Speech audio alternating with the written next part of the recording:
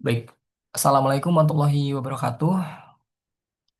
Sebelumnya saya berterima kasih kepada Pak Deden Jailani sebagai dosen etika bisnis yang telah memberikan suatu kesempatan kepada saya untuk bisa melaksanakan presentasi pada ujian tengah semester di mata kuliah etika bisnis ini. Saya akan membawakan presentasi mengenai praktek overclaim dalam industri skincare.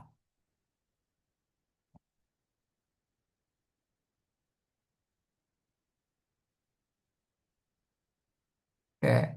Banyak perusahaan, terutama dalam industri makanan, kosmetik, dan kesehatan, belum sepenuhnya jujur dalam penyampaian informasi produk mereka. Hal ini termasuk memberikan klaim berlebihan atau overclaim terkait manfaat produk serta tidak mencantumkan bahan-bahan yang mungkin berisiko bagi kesehatan. Praktek ini menimbulkan pertanyaan etis terkait kejujuran dan tanggung jawab perusahaan terhadap konsumen. Beberapa produk skincare yang diklaim berlebihan ataupun overclaim terkait manfaatnya dan bahkan mengandung bahan berbahaya seperti hidrokonion tanpa izin yang jelas. Beberapa produk ini memberikan klaim yang tidak realistis sehingga dapat menyesatkan konsumen dan berpotensi menimbulkan dampak negatif pada kesehatan kulit. Sebagai pandangan mengenai praktik overclaim dalam industri skincare menurut saya yaitu jika klaim pada produk skincare ini tidak sesuai antara kandungan bahan aktif dan presentasi yang digunakan tentunya sangat meresahkan. Baik bagi dermatologi ataupun dokter, terutama bagi konsumen. Direkomendasikan sebuah kit skincare untuk kebutuhan ataupun kondisi pasien antara lain berdasarkan bahan aktif dan presentasinya. Kita pun mengharapkan efek sesuai dengan fungsi bahan aktif sesuai presentasi yang diklaim. Jika ada overclaim, tentunya hal ini akan memengaruhi efektivitas produk tersebut. Jika produk tersebut tidak mengandung bahan aktif dalam konsentrasi yang tepat, maka hasil yang diharapkan mungkin tidak tercapai. Tentu yang paling dirugikan dari overclaim ini adalah konsumen. Peran BPOM dalam hal ini sangat penting terutama untuk post market surveillance.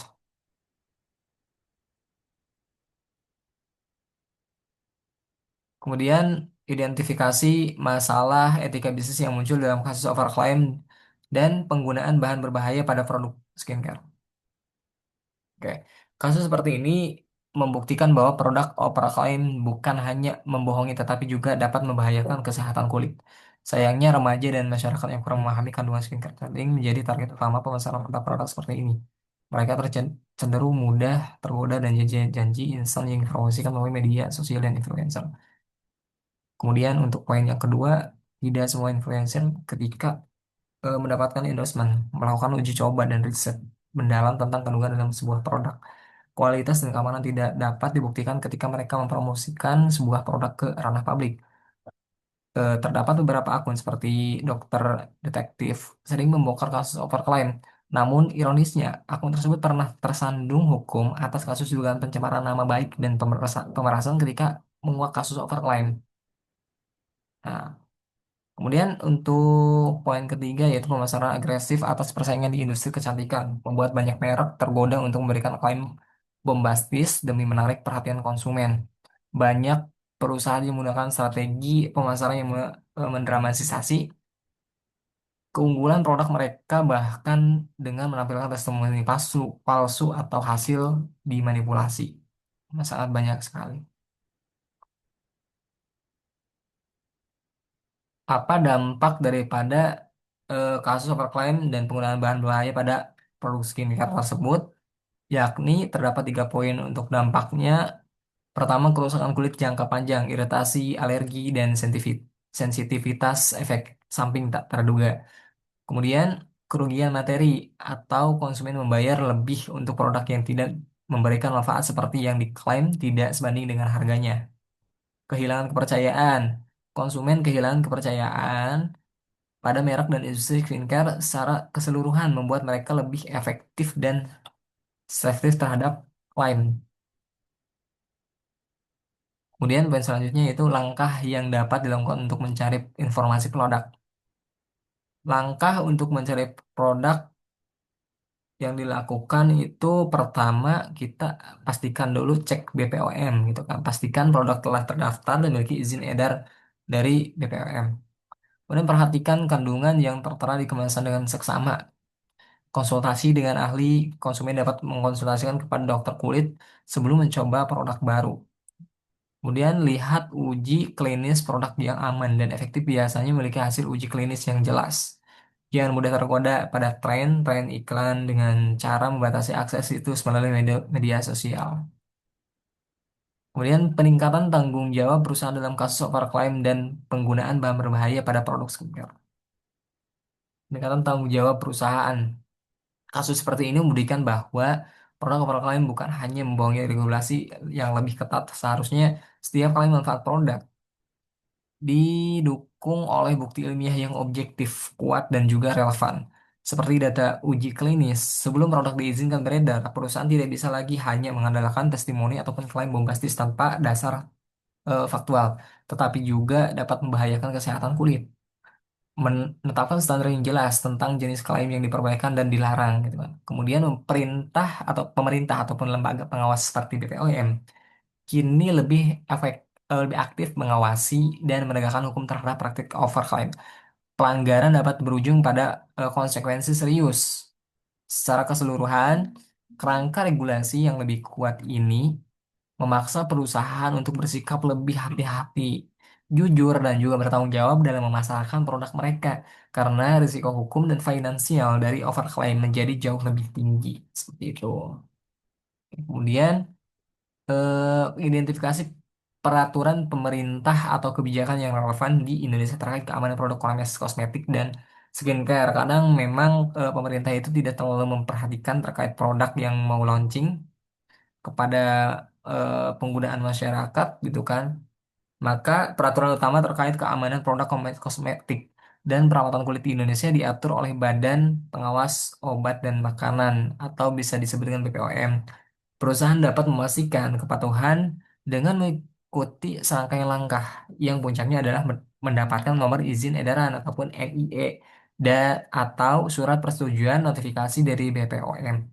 Perusahaan wajib menjamin produk dibuat dan ataupun diedarkan aman, bermanfaat dan bermutu. Berikut adalah langkah-langkah yang perlu diambil untuk memastikan kepatuhan.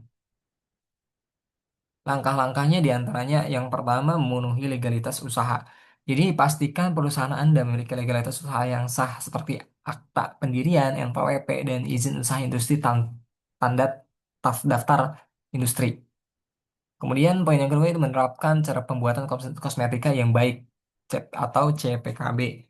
Industri kosmetik wajib menerapkan standar CPKB, GMP ataupun Good Manufacturer Practice. Hal ini mencangkup aspek bangunan, fasilitas personalia dan sistem manajemen mutu untuk menjamin kualitas produknya dan produksi itu. BPOM akan melakukan audit dan menerbitkan sertifikat CPKB. Kemudian poin yang ketiga, membuat dokumen informasi produk ataupun DIP. Siapkan dokumen teknis lengkap yang membuktikan keamanan, kemanfaatan, dan mutu produk. DIP harus berisi data ilmiah tentang komposisi hasil pengujian stabilitas dan penilaian keamanan oleh keamanan safety asesor yang kompeten gitu. Kemudian poin yang keempat, melakukan modifikasi izin edar. Semua produk kosmetik yang beredar di Indonesia wajib memiliki izin edar berupa surat persetujuan notifikasi dari BPOM. Proses ini dilakukan secara daring melalui sistem e-registrasi BPOM. Untuk treatment atau tahapnya itu yang pertama pengajuan online, daftar ajukan e-formal registrasi BPOM dan unggah dokumen pendukung yang diperlukan. Kemudian evaluasi dan verifikasi. BPOM akan mengevaluasi dokumen dan data produk yang diajukan. Proses ini mungkin memerlukan pengujian sampel produk di laboratorium. Kemudian penerbitan nomor izin edar NIE jika produk memenuhi semua persyaratan. BPOM akan menerbitkan nomor izin edar atau NIE yang harus cantumkan pada label kemasan produk. Mematuhi aturan pelabelan dan bahan. Pastikan bahan yang digunakan sesuai dengan daftar bahan yang diizinkan BPOM dan pelabelan produk mematuhi ketentuan penandaan promosi dan iklan yang berlaku. Tuh. Kemudian untuk outcome ataupun dampak yang akan diharapkan, ya, yang kita harapkan, jika perusahaan skincare benar-benar menerapkan etika bisnis dan sesuai dan mematuhi peraturan pemerintah, yang diharapkan oleh kita itu adalah yang pertama, satu, dampak pada kepercayaan konsumen gitu kan, transparan dan kejujuran, kemudian keamanan terjamin, kemudian kesetiaan pelanggan. Dampak yang kedua yaitu pada reputasi perusahaan, citra positif. Perusahaan yang menjunjung etika bisnis akan dipandang sebagai entitas yang bertanggung jawab, peduli terhadap konsumen dan berorientasi secara adil. Ini menciptakan citra merek yang sangat-sangat positif di pasar. Kemudian diferensiasi kompetitif. Di pasar yang jenuh, etika dan kepatuhan dapat menjadi pembeda utama. Perusahaan akan menonjol dibandingkan pesaing yang mungkin menggunakan cara-cara yang kurang etis atau tidak transparan. Menarik talenta investor, perusahaan bereputasi baik lebih mudah menarik karyawan berbakat yang ingin bekerja di lingkungan beretika, serta menarik investor yang mencari stabilitas jangka panjang dari risiko hukum yang rendah. Kemudian dampak yang pada kesehatan, peningkatan keamanan produk global, kepatuhan terhadap standar keamanan eh, yang ketat memastikan bahwa produk yang beredar di pasaran tidak membahayakan penggunanya.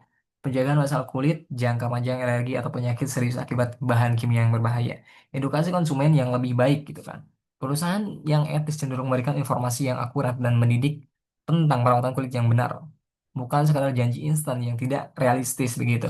Standar industri yang lebih tinggi, punya standar yang lebih tinggi. Ketika perusahaan besar menerapkan etika dan kepatuhan, hal ini mendorong perusahaan lain dalam industri yang sama untuk meningkatkan standar operasional mereka agar tetap kompetitif dan relevan. Menciptakan ekosistem industri yang lebih aman dan bertanggung jawab secara keseluruhan. Tuh.